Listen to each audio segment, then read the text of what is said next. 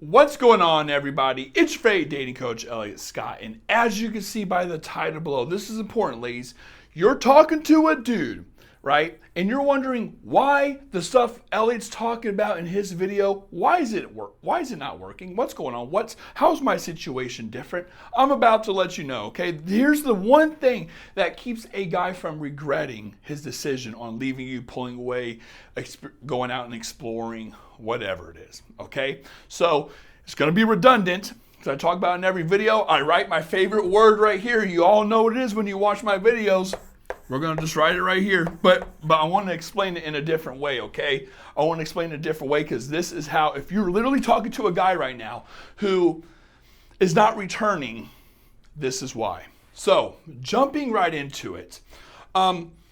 You first have to understand that men have a narrative, and I'm going to put narrative, okay? A narrative in their head. And again, this is going to be very redundant. I'm sorry. And this narrative is based on evidence. Again, I feel really bad making a very redundant video. And it's based on evidence. Evidence is all the things that you have done up to this point that make him feel like it's okay to make the decision to walk. And there's two ways to look at it. There's risk, and I guess you could say outcome. That's not my actual definition of it, but I'm going to talk about it like that, okay? So the risk is I want to go this way and talk to multiple women and leave her, right? Now, what's the risk of me doing this? Well, I could go out and not find anything out here, and then you, of course, are going to be pissed that I leave. However, if he looks at the evidence, okay, boom, boom, boom, boom, that's not really the case because he's going to look, he's going to look at all the things up to this point. You guys have been talking for a while. These are all variables, by the way. You guys have been talking for a while. You guys done this before for like a little bit in the beginning where you were sporadic and non-responsive and pulled away a little bit and she let you back in. She said she's not talking to anybody else. You guys have been talking for a while, hanging out, having fun. Things are good for the most part. So he has all these variables in his head now, okay? He has all these variables in his head that make him think, well, if I go out here and it doesn't work out, I can return, okay? That's what he's thinking. How do I know that? Well, what evidence has she gave me to prove to me otherwise, okay? She's not talking to anybody else. She really likes me. She wants a relationship. We have been talking for a while. We're hooking up. I know I dick her down good, like whatever it is, okay? So that's how he reduces the risk of it. Then he looks at the bigger picture and he looks out at the outcome where it's more, if the risk is down, okay, then the upside is him trying to go out and do this. Like the upside would be, well, I don't know, I'm unsure about her in our situation, right? The guy has a narrative in his head that, hey, she's a cool chick. You're a cool chick. It's just I'm not really feeling it. That's why my mind keeps on going over here and looking at these other girls. So the upside is, well, I could talk to Susie. I could talk to fucking, I don't know, Melanie. I can talk to fucking Sabrina, SMS. I can talk to Sabrina, like whatever it is.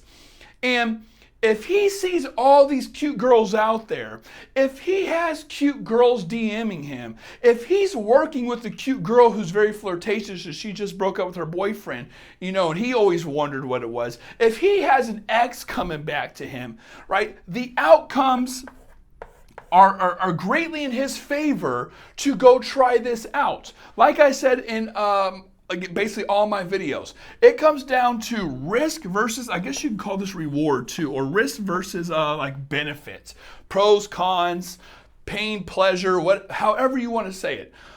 If it would be stupid, advantages, that's a good word to use, and I talk about this in another video, but whatever. If he sees that the odds are in his favor, or sorry, not odds, but the risk is down because of all this, again, evidence-based, and the upside's good, why would he not take that opportunity, especially if the risk is down? Why would I not go talk to these chicks, hang out, have fun, experience it? Worst case scenario, the likelihood of you taking me back is pretty good. It's not 100%, but it's pretty good, right? And you got to understand, ladies, men play the game too. He's going to sit there. Ladies, you don't understand. He knows what you're doing. He knows how much he has to beg. He knows he's taking a risk here. If it doesn't work out with these women, whatever, right? They all just fucking disappear. I don't know. Like something happens that's kind of violent, but something happens and he comes back to you. Okay, yeah, you're like, nice try, buddy. You're not coming back. He knows he has to weasel his way in. He knows he has to say, I'm sorry. Forgive me. I just wasn't ready. This, that. He knows it is going to take a bit. But like I say again, in all my videos, there has to be two levels to it. There's the not convince. We'll say convince. Then there's the convince, okay? And what I mean by this is his mind. If you show all the variables that you guys are good for the most part, he knows you're good for the most part, okay? Or he knows you believe you guys are well and things like that. He just left or whatever. Yeah, it might piss you off, but he knows that even though you're playing the game, no contact, pulling away, not initiating, reaching out, saying hi, none of that. He knows if he keeps on doing it, you're going to take him back. There's no reason for him to think otherwise. It's only when a woman holds her ground and does that consistently after he keeps on trying, right? So he's trying, and she's just ting, ting, ting. Those are blocking sounds. Ting, ting, ting. Then now he's convinced like, oh shit, she actually effed up. Or I actually effed up. Like, oh shit. So now risk is at an all-time high because this guy is left with zero. He's left with zero, okay? Because he doesn't have them and he doesn't have you. Now this is where women lose. Because if you come talking to me, because this is usually what happens around this moment, women will come talking to me and they're like, should I let him back in because of this. Like all these things. He's doing this, he's doing that. And if I tell a woman no, my clients start to get a little scared. And the reason they get scared is because the only other option he has now, let me change the color here, is, okay, well, he's trying all these times with me, and I'm just saying no. She's right that he's only going to try so hard. He's only going to try so hard before he gives up and he starts going back over here, okay? Before he starts going back over here. But what women have to understand is, as hard as that is to accept, and again, I'm not saying block him forever. I just want the guy to, we're going to write a little thing here. I want the guy to beg. I want the guy to realize what he did wrong. And I want the guy to commit, pretty much. Or and convince. I'm going to say convince, meaning, how do I know you're not going to do this again? You stopped talking to me for a month.